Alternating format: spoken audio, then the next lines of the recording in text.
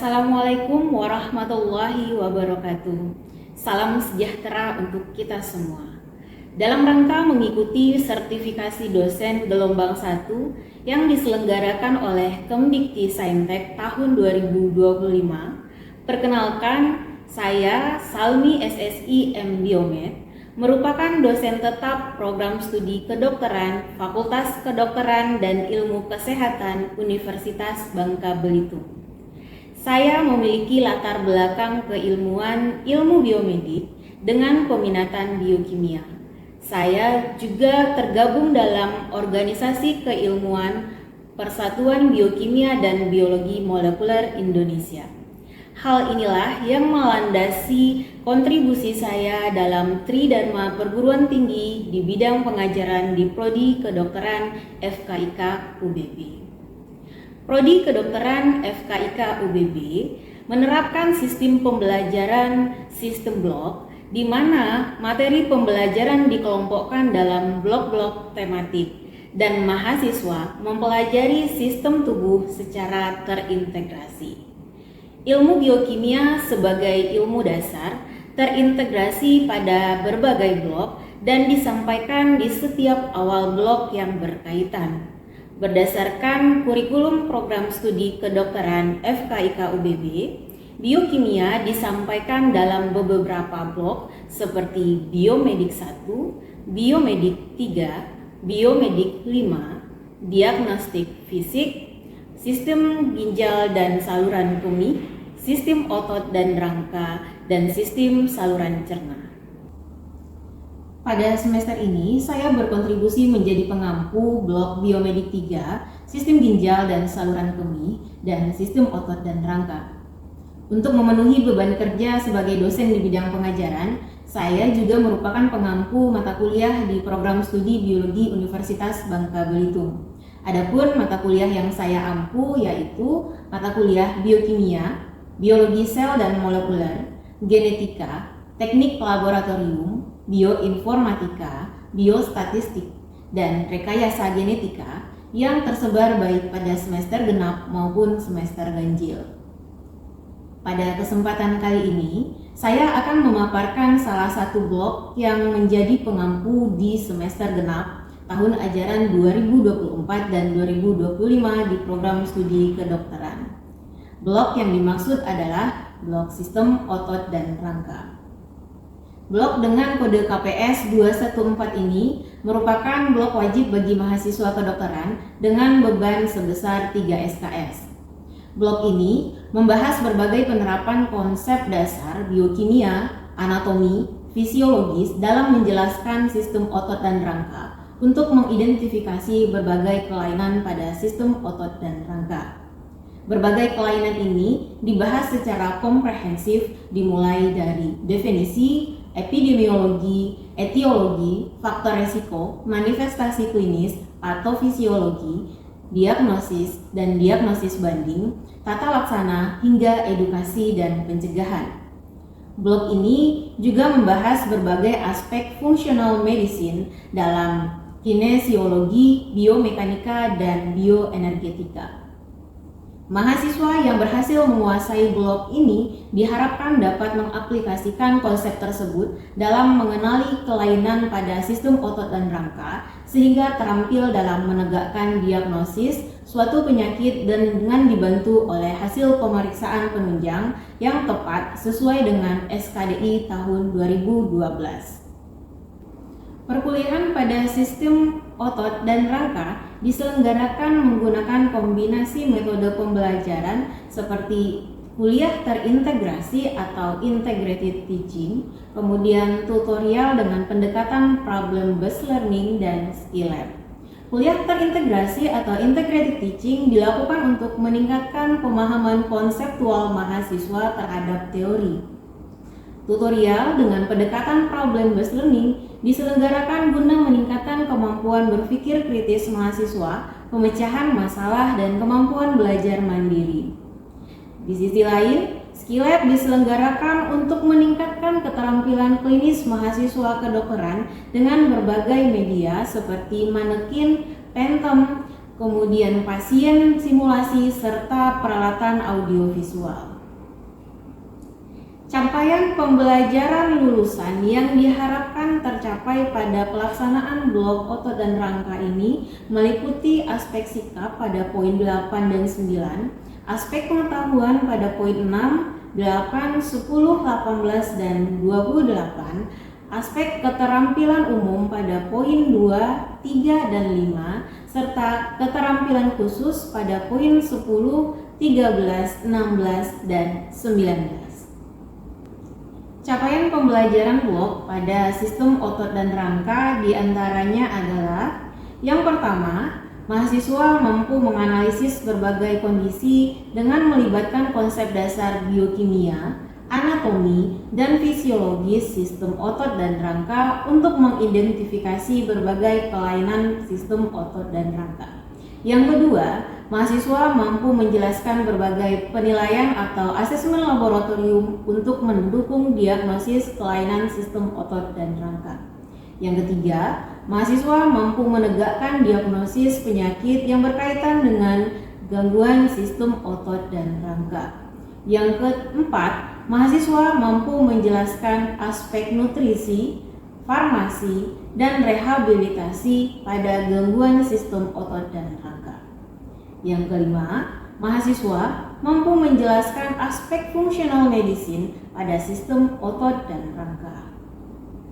Adapun media pembelajaran yang digunakan pada blok ini adalah modul dan RPS, PowerPoint, skenario kasus, manekin, pasien klinis dan Phantom, serta media pembelajaran pendukung lainnya. Dalam pelaksanaannya, kuliah terintegrasi dilaksanakan sebanyak 14 kali pertemuan dengan 14 topik yang berbeda. Aspek biokimia pada sistem otot dan rangka dilakukan pada pertemuan pertama. Skill Lab dilakukan sebanyak 3 kali pertemuan dengan topik anamnesis sistem otot dan rangka, pemeriksaan fisik ortopedi, dan pemeriksaan range of motion atau ROM. Sedangkan tutorial dilakukan menggunakan 2 kasus yang berbeda. Penilaian pada blok sistem otot dan rangka mencakup penilaian pada aktivitas partisipatif dan kognitif mahasiswa.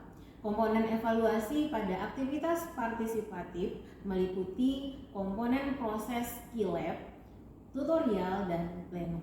Sedangkan komponen evaluasi pada aspek kognitif meliputi nilai kuis yang dilaksanakan pada tiap kuliah terintegrasi, nilai ujian MCQ untuk mengevaluasi konseptual, dan ujian OC untuk mengevaluasi kemampuan klinis.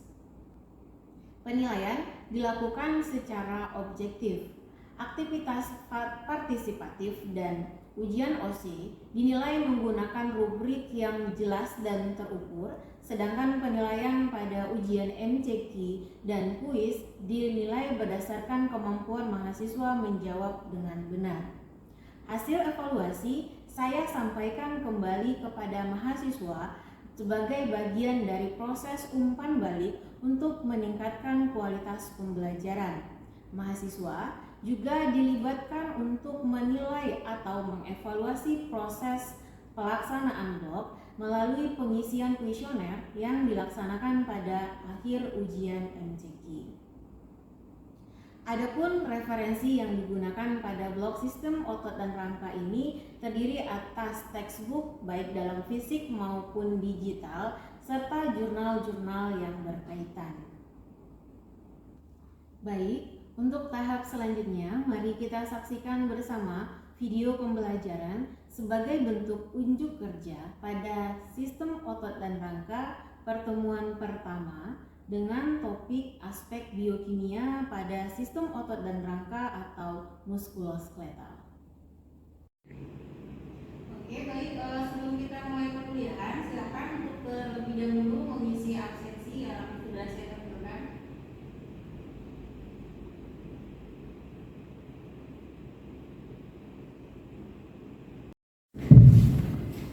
Baik, bismillahirrahmanirrahim. Assalamualaikum warahmatullahi wabarakatuh. Selamat pagi semuanya. Oke, pada pertemuan kali ini kita akan memasuki pertemuan pertama untuk di sistem muskuloskeletal, seperti yang teman-teman lihat di semua sistem ya, bahwa di semua sistem itu pasti diawali dengan materi dasar ya. Salah satunya itu kita akan melihat aspek biokimia.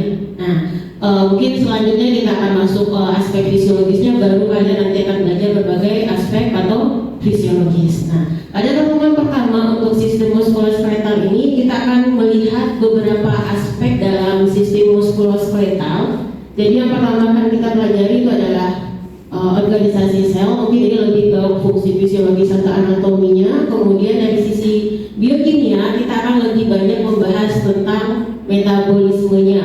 Kemudian ada metabolisme urin, kemudian metabolisme kalsium dan beberapa faktor regulasi yang dibutuhkan dalam proses atau sistem dari muskuloskeletal.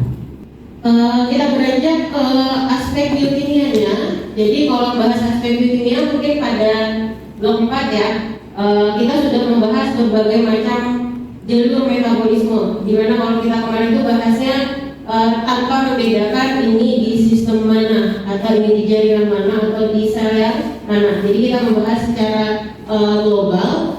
Yang paling penting dalam proses sistem muskuloskeletal ini, tadi kita lihat selain kalsium itu ada pada saat mulai ada apa? Ada ATP. Jadi ada sumber energi yang disebut dengan ATP. Ada pembelajaran terdahulu kita sudah membahas bahwa ATP ini bisa dihasilkan oleh sel melalui, setidaknya kita membahas itu melalui dua jalur besar ini. Ada proses secara anaerobik, ada proses secara aerobik. Kemudian ada lagi bentuknya namanya kreatin fosfat. Nah, saya bahas dari sini ya, dari kreatin fosfat. Kreatin fosfat ini apa? Kreatin fosfat itu adalah molekul yang bisa menyimpan fosfat. Dia ready to use. Nah, di samping penggunaannya dalam bentuk kreatin fosfat, pada saat awal kita melakukan aktivitas atau pergerakan dari sistem muskuloskeletal, itu energinya diperoleh dari ATP yang tersedia di dalam sel. Jadi, ATP, kalau dia dalam bentuk ATP itu dia nggak stabil, dia bukanlah penyimpan energi yang baik. Jadi keberadaannya di dalam sel itu hanya terbatas, cukup untuk dipakai beraktivitas di 5 detik pertama saja. Nah, biar sedikit ready to use, maka ATP ini ditambahkan pada suatu molekul namanya kreatin. Nah, jadi namanya ketika sudah ditambah dengan fosfat, namanya adalah kreatin fosfat. Untuk sintesisnya sendiri, kreatin disintesis di dua organ yang berbeda, itu ada ginjal, ada hepar. Di ginjal dia dibentuk dari dua jenis asam amino, ada glisin dan adenin, nanti membentuk guanidinoasetat asetat. Kemudian nanti si guanidinoasetat ini akan dibawa ke hepar membentuk kreatin. Nanti si kreatin akan dibawa lagi ke jaringan, kemudian dititipkan fosfat. Fosfatnya dititipkan dari siapa kira-kira? Fosfatnya dititipkan dari siapa? Biar dia bisa membentuk kreatin fosfat. Dari fosfat dari mana kira-kira? Dari ATP. ATP datang dari mana? Dari jalur rantai transfer elektron atau jalur lain yang menghasilkan ATP. Jadi tadi kan saya sudah bilang ya, ATP itu dia nyimpan energinya nggak cukup efektif. Jadi keberadaannya dikit di sel. Ketika sel menghasilkan ATP, misalnya rantai transfer elektron, maka langsung fosfat yang terbentuknya akan dititip ke kreatin. Jadi dia akan mengisi ketersediaan kreatin dulu untuk membentuk kreatin fosfat. Nanti ketika saat dibutuhkan energi di 5-15 detik pertama, maka fosfat dari kreatin ini akan dilepas sehingga membentuk kreatin. Dan untuk kreatin ini kita sudah sama-sama tahu pada blok sebelumnya bahwa dia disekresikan dari dalam tubuh dalam jumlah yang konstan kalau tubuh kita beraktivitas secara normal. Tapi kalau terjadi kejadian yang tidak diinginkan, biasanya dia bisa menjadi indikator dalam suatu kondisi. Misalnya di bagian infak gitu ya, terjadi peningkatan kreatinin M kalau salah saya gitu. Nah itu untuk kreatinin fosfat, jadi dia bermanfaat hingga 15 detik pertama saja. Nah kalau kita beraktivitasnya lebih banyak lagi atau butuh energi lagi, maka kita bisa menggunakan dua jalur penghasil ATP lainnya. Yang kedua yaitu adalah si jalur metabolisme respirasinya yang anaerob, artinya dia tidak pakai oksigen. Untuk yang nggak pakai oksigen berarti dia hanya akan melewati menggunakan gula sederhana. Dominannya adalah glukosa, dia akan dipecah menjadi pirufat melalui suatu jalur namanya jalur glikolisis. Di sini dihasilkan dua ATP, kemudian ada elektron yang ditransfer dari diterima oleh NAD+ menjadi NADH gitu. Kemudian karena dia anaerob, tentunya dia nggak bakal masuk ke siklus Krebs ataupun rantai transport elektron. Maka di jalur anaerob ini maka si pirufat akan mengalami fermentasi menghasilkan suatu senyawa namanya asam laktat. Keberadaan ini itu ada manfaatnya ya, ada tujuannya kenapa pirufatnya dirubah menjadi asam laktat. Karena dengan perubahan pirufat menjadi asam laktat ini, NADH tadi akan diubah kembali menjadi NAD+. Jadi siklus ini atau jalur ini itu berfungsi untuk menjaga ketersediaan NAD+. Kalau NAD+ nggak ada, jalur yang di atas jalan nggak? Jadi jalur yang di atas itu akan terbatas. Demi kelangsungan yang di atas karena kondisinya anaerob tadi ya, maka dia harus dijaga ketersediaannya. Salah satunya itu melalui fermentasi asam laktat. Kemudian kalau kita ingat kembali ya bahwa keberadaan asam laktat ini dia nggak baik juga buat tubuh ya, sehingga tubuh dia dapat kembali mengubah si asam laktat itu menjadi glukosa melalui suatu siklus namanya siklus Cori. Prosesnya terjadi di mana? Di hepan, benar sekali. Jadi laktat nanti ketika di sistem muskuloskeletal dia akan diubah kembali, dibawa ke hepan, kemudian diubah menjadi pirufat menjadi glukosa. Ada yang masih ingat melalui jalur apa pirufat menjadi glukosa? Gluconeogenesis. Jadi di dalam sini kita belajar dua hal ya, ingat kembali blok 4-nya. Pertama siklus Cori-nya yang ini, tapi di dalamnya itu ada jalur gluconeogenesis. Kemudian kalau glukosanya mau dipakai lagi itu jalurnya namanya glikolisis ya. 3 hal berarti yang kita pelajari. Itu sampai di sini bisa dipahami saya? Oke, kita lanjut yang ketiga. Yang ketiga itu adalah jalur respirasi aerob, artinya kita membutuhkan oksigen proses respirasinya gitu. Nah, ada yang masih ingat oksigen dibutuhkan di mana dalam proses respirasi aerob?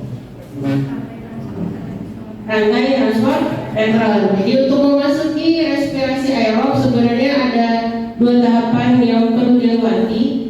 Nggak mesti 2 tahapan sih, tapi intinya proses aerob itu berlangsung di rantai transfer elektron. Tapi untuk bisa masuk ke rantai transfer elektron, kita perlu menghasilkan banyak NAD+, banyak FADH gitu. Banyak NADH sama banyak FADH2.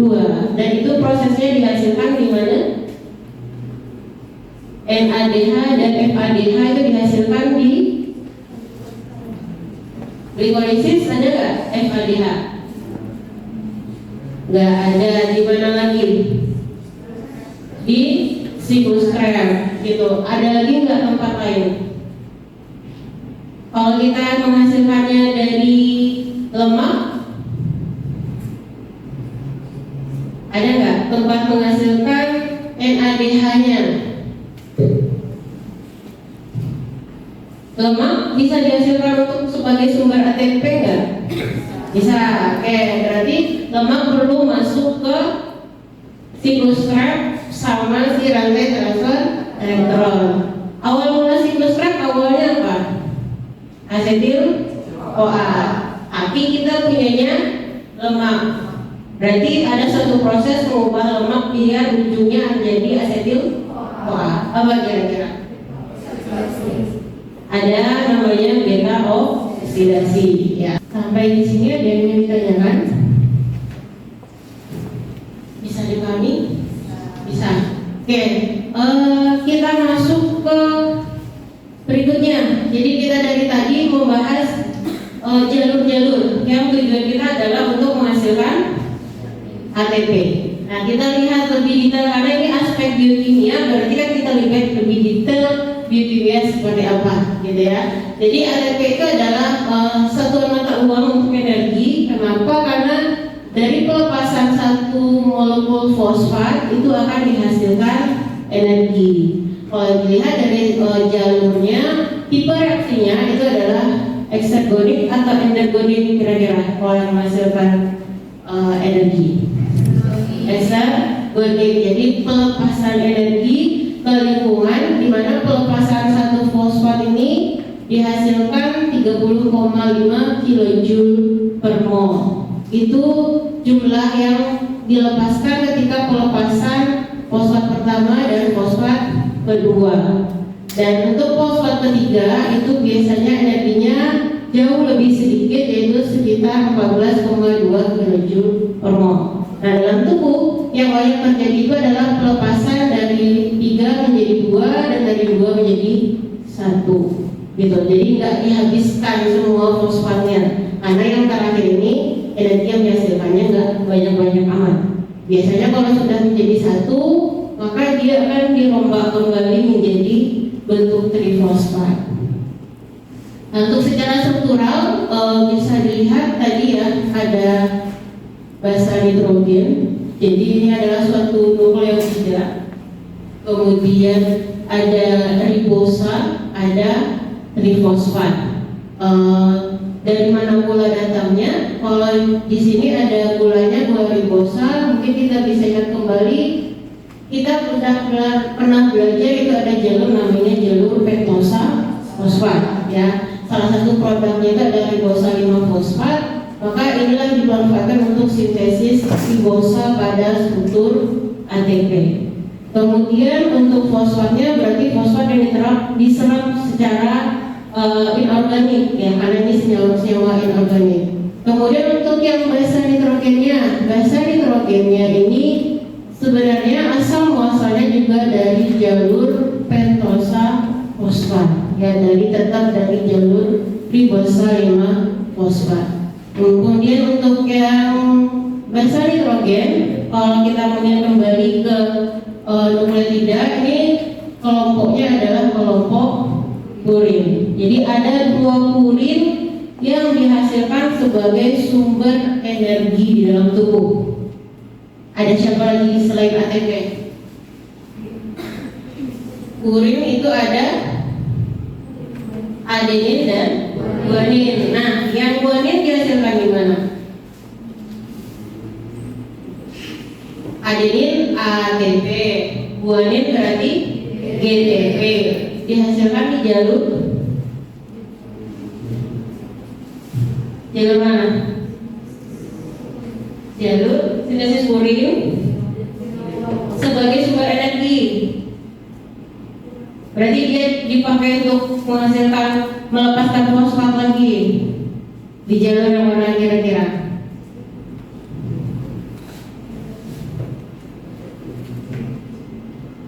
Jalur siklus asam sitrat. Ingat nggak? Jadi selain dihasilkan NADH, FADH2 juga ada GTP. Ya, nanti silakan dicek kembali siklus asam sitratnya. Oke, sampai di sini ada yang ingin ditanyakan? Gak ada nih. Ya, silakan yang mau bertanya. Atau saya mau bertanya? Ada yang mau bertanya? Yang sudah belajar bioenergetika, silakan.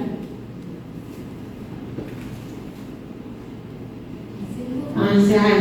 Izin bertanya. Oke, silakan Bu Zara. Ibu izin bertanya, berarti Ibu ada menceritakan terkait penghasilan ATP itu dan penghasilan energi. Nah, tadi itu kan potongannya itu ada pada potongan yang 2 sama 3 karena dia menghasilkan energi yang lebih besar sekitar 30 kilo joule ya. Nah, kenapa yang pada potongan yang terakhir, nah yang terakhir itu dia menghasilkan energi yang lebih kecil?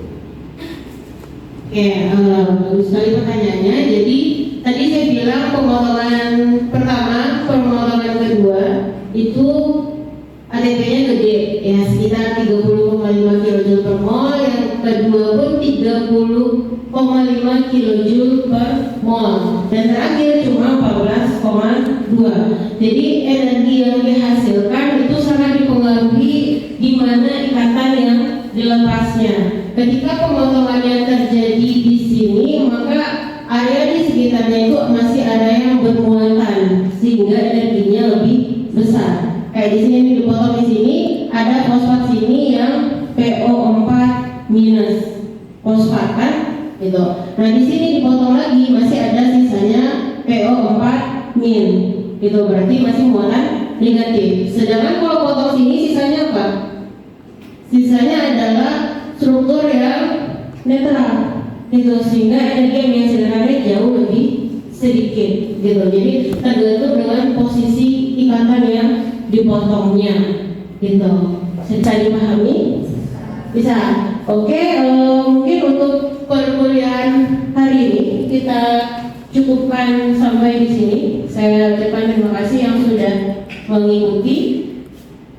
Saya akhiri. Assalamualaikum warahmatullahi wabarakatuh. Waalaikumsalam warahmatullahi wabarakatuh.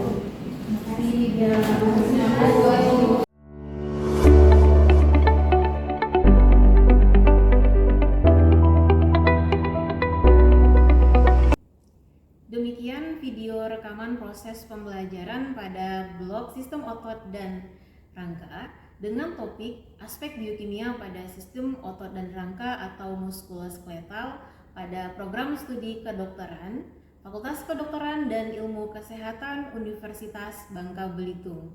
Video ini digunakan sebagai salah satu syarat penyusunan dokumen pernyataan diri dosen dalam unjuk kerja Tridharma Perguruan Tinggi atau PDD UKTPT. Semoga dapat menjadi pertimbangan yang baik dalam proses pengajuan sertifikasi dosen gelombang 1 tahun 2025. Saya ucapkan terima kasih kepada tim penilai dan panitia sertifikasi dosen tahun 2025. Ucapan terima kasih saya sampaikan pula kepada Sivitas Akademika Universitas Bangka Belitung, terutama pada program studi kedokteran, baik tendik, dosen, dan mahasiswa yang saya banggakan. Akhir kata, saya ucapkan Assalamualaikum warahmatullahi wabarakatuh.